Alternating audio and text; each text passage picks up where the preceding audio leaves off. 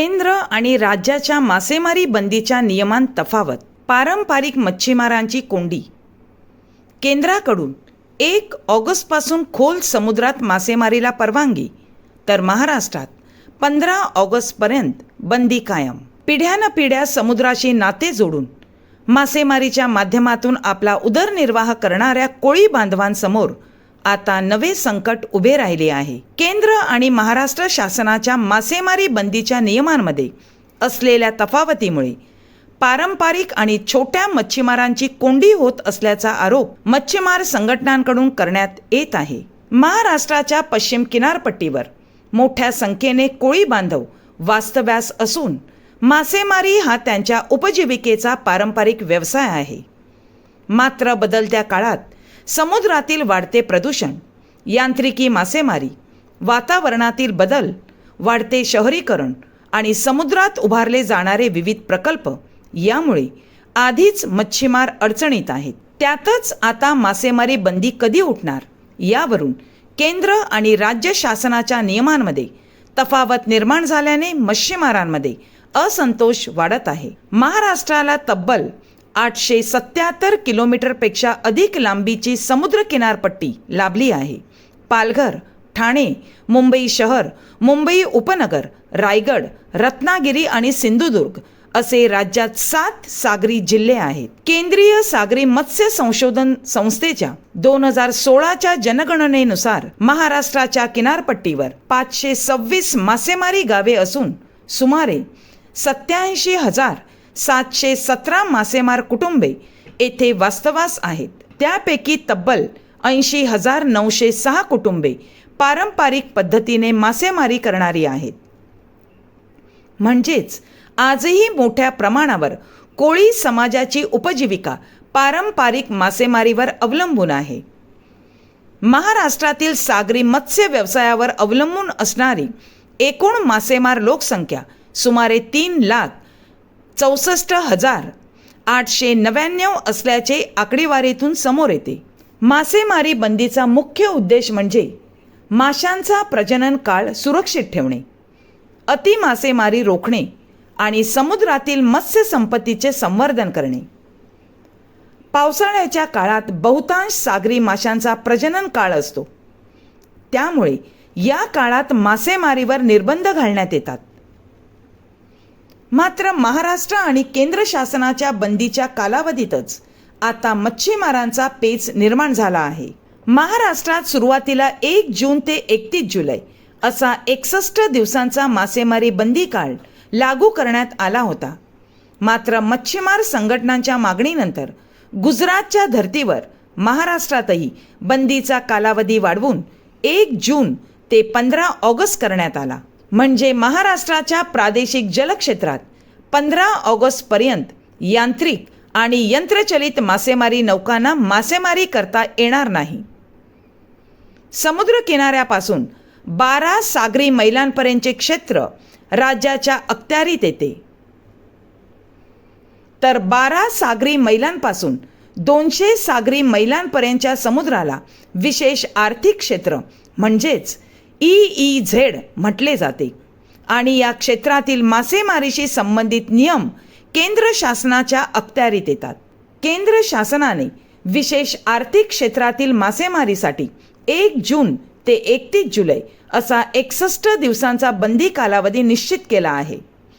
त्यामुळे 1 ऑगस्टपासून access pass अर्थात विशेष आर्थिक क्षेत्राचा परवाना असलेल्या मच्छीमारांना 12 ते 200 सागरी मैलांच्या क्षेत्रात मासेमारी करण्याची परवानगी मिळते. इथेच पारंपरिक मच्छीमारांचा मुख्य आक्षेप आहे. केंद्राच्या नियमानुसार काही परवानाधारक मच्छीमारांना 1 ऑगस्टपासून खोल समुद्रात मासेमारी करता येणार आहे. मात्र महाराष्ट्राच्या प्रादेशिक जलक्षेत्रात 15 ऑगस्टपर्यंत बंदी कायम आहे. मच्छीमार संघटनांचा आरोप आहे की विशेष आर्थिक क्षेत्राचे परवाने असलेले काही मच्छीमार खोल समुद्रात न जाता महाराष्ट्राच्या किनारपट्टी लगतच्या जलक्षेत्रातच मासेमारी करण्याची शक्यता आहे. असे झाल्यास 15 ऑगस्ट नंतर समुद्रात उतरणाऱ्या पारंपरिक आणि छोट्या मच्छीमारांच्या हाती मासळी कमी लागते असे झाल्यास 15 ऑगस्ट नंतर समुद्रात उतरणाऱ्या पारंपरिक आणि छोट्या मच्छीमारांच्या हाती मासळी कमी लागेल अशी भीती व्यक्त केली जात आहे.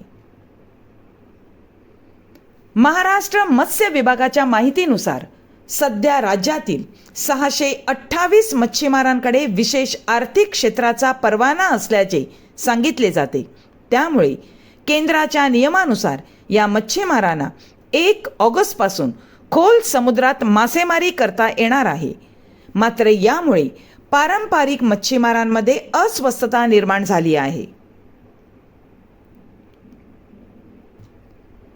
यासोबतच 16 मार्च 2026 रोजी केंद्र शासनाने मासेमारी बंदी संदर्भात निर्णय जारी केला आहे.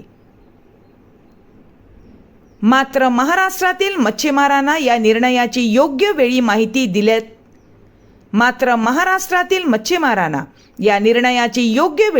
माहिती देण्यात आली नसल्याचा आरोप पारंपरिक मच्छीमारांकडून करण्यात येत आहे.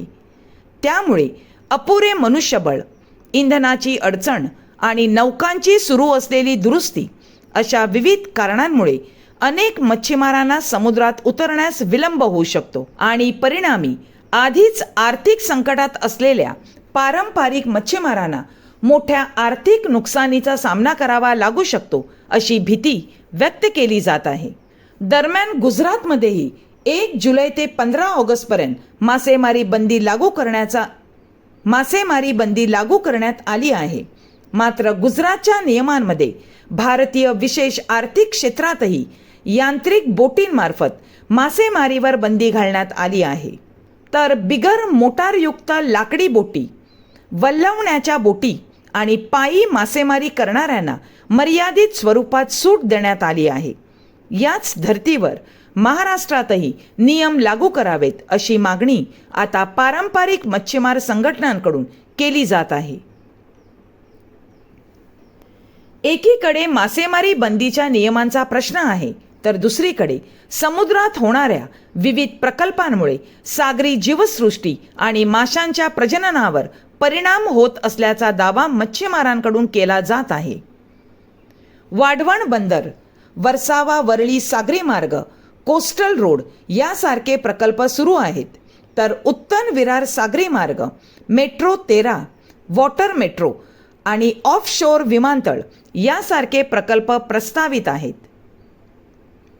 समुद्रात होणारा भराव, प्रदूषण आणि बदलत्या पर्यावरणीय परिस्थितीचा मत्स्य संपत्तीवर परिणाम होत असल्याच्या तक्रारी मच्छीमारांकडून यापूर्वीही करण्यात आल्या आहेत. केंद्र आणि राज्य शासनाच्या नियमांमध्ये असलेली तफावत दूर करावी. गुजरातच्या धर्तीवर महाराष्ट्रातही मासेमारी बंदीचा कालावधी आणि नियम एक समान करावेत.